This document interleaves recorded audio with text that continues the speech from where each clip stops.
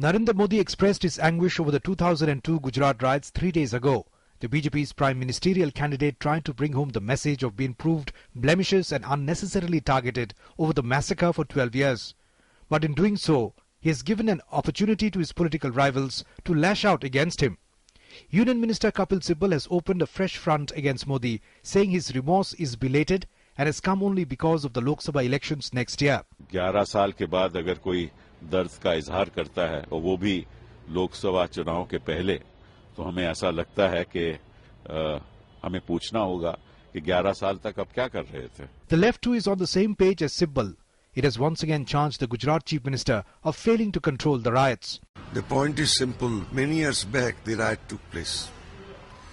And it is clearly known to all that police did not play its role.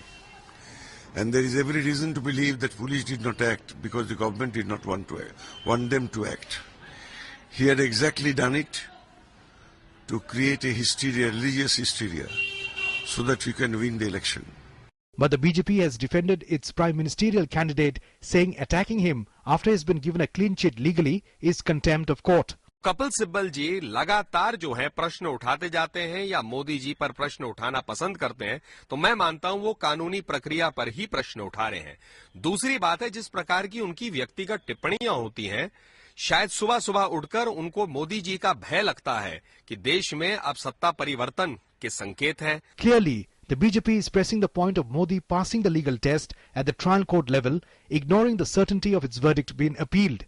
But more than the battle in court, can its prime ministerial candidate also counter the perception baggage of the riots with his outpourings? We'll all find out with the 2014 election results. Bureau Report, DD News.